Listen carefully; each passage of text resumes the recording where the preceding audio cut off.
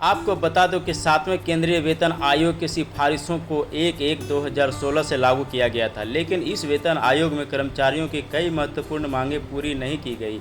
वर्तमान की आर्थिक स्थिति और बढ़ती महंगाई को देखते हुए 8वें केंद्रीय वेतन आयोग का गठन आवश्यक हो गया है, ताकि केंद्रीय सरकारी कर्मचारियों के वेतन भत्ते और पेंशन की पुनः समीक्षा की जा सके। 7वें वेतन आयोग में मिली निराशा। स्टाफ साइड ने 7वें वेतन आयोग और इसके बाद भारत सरकार से 1/1/2016 को न्यूनतम वेतन 26,000 रुपये प्रति माह करने की मांग की थी, जिसे केंद्र सरकार ने खारिज कर दिया था।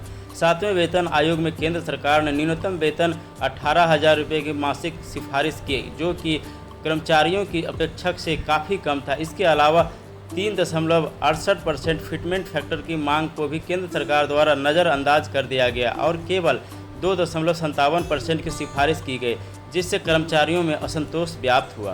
कर्मचारियों की नाराजगी और हड़ताल की चेतावनी। 7वें वेतन आयोग की प्रतिकूल सिफारिशों से नाराज होकर राष्ट्रीय परिषद के घटक संगठनों ने न्यूनतम वेतन और फिटमेंट फैक्टर की समीक्षा की मांग के साथ सरकार को हड़ताल की नोटिस दी। सरकार ने श्री राजनाथ सिंह, श्री गृह मंत्री स्वर्गीय अरुण जेटली, तत्कालिक वित्त मंत्री श्री सुरेश प्रभु, तत्कालिक रेल मंत्री और श्री मनोज सिन्हा, तत्कालीन राज्य रेल मंत्री की अध्यक्षता में मंत्रियों की एक समिति बनाई गई ताकि स्टाफ साइड के साथ बातचीत की जा सके। उसके बाद चर्चा की गई और सरकार ने फिटमेंट और न्यूनतम वेतन बढ़ाने का आश्वासन दिया, जिसके कारण हड़ताल स्थगित कर दी गई।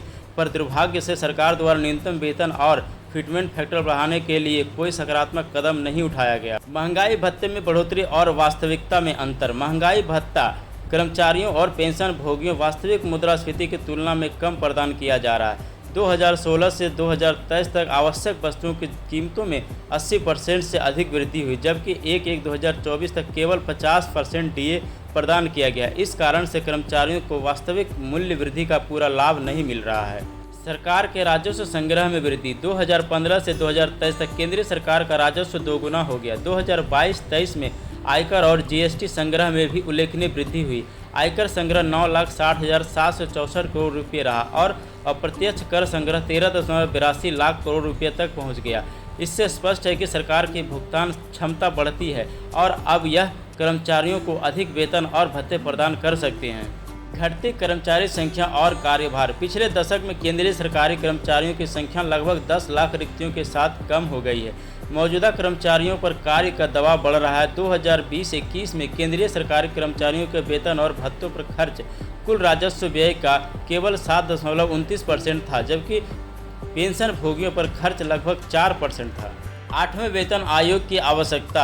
स्टाफ साइड के सचिव मिश्रा जी ने कहा है कि आज की बदलती आर्थिक परिस्थितियों और महंगाई को ध्यान में रखते हुए 8वें केंद्रीय वेतन आयोग का गठन अत्यंत आवश्यक हो गया। इस आयोग द्वारा वेतन भत्ते और पेंशन की समीक्षा पर कर्मचारियों की आर्थिक स्थिति को बेहतर बनाया जा सकता है। यह न केवल कर्मचारियों के जीवन स्तर को ऊंचा उठाएगा, बल्कि उन्हें अपने कार्यों के प्रति अधिक प्रेरित करेगा। एनपीएस और पेंशन प्रणाली। स्टाफ साइड के सचिव मिश्रा जी ने कहा है कि 20 लाख से अधिक केंद्रीय कर्मचारी राष्ट्रीय पेंशन प्रणाली के तहत आते हैं और हर महीने अपने बेसिक वेतन और डीए का 10% एनपीएस में योगदान करते हैं, जिससे उनके वास्तविक वेतन में कमी होती है। सरकार ने अब तक एनपीएस को खत्म करने और सीसीएस पेंशन नियम 1972 के तहत पेंशन बहाल की मांग को अस्वीकार कर दिया है। इससे कर्मचारियों में असंतोष व्याप्त है और यह उनकी आर्थिक सुरक्षा को प्रभावित करता है। भविष्य की रणनीति। स्टाफ साइड के सचिव मिश्रा जी ने कहा कि आर्थिक परिस्थितियां, मुद्रास्फीति और कर्मचारियों की घटती संख्या को देखते हुए 8वें केंद्रीय वेतन आयोग का गठन अब आवश्यक हो गया। यह आयोग वेतन भत्ते और पेंशन की समीक्षा कर कर्मचारियों की आर्थिक स्थिति को सुधारने में सहायक होगा। यह समय की मांग है कि सरकार इस पर तुरंत ध्यान दें और आवश्यक कदम उठाएं। निष्कर्ष। उपरोक्त से पहलुओं को ध्यान में रखते हुए स्टाफ साइड के सचिव मिश्रा जी ने वित्त मंत्री से तत्काल प्रभाव से 8वें वेतन आयोग के गठन करने की मांग की है। उनका कहना है कि अब समय आ गया है कि सरकार तुरंत 8वें केंद्रीय वेतन आयोग का गठन करे।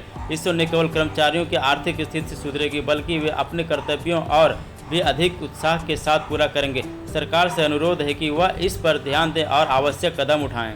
तो दोस्तों, वीडियो अच्छी लगे तो वीडियो को लाइक और चैनल को सब्सक्राइब करें। धन्यवाद।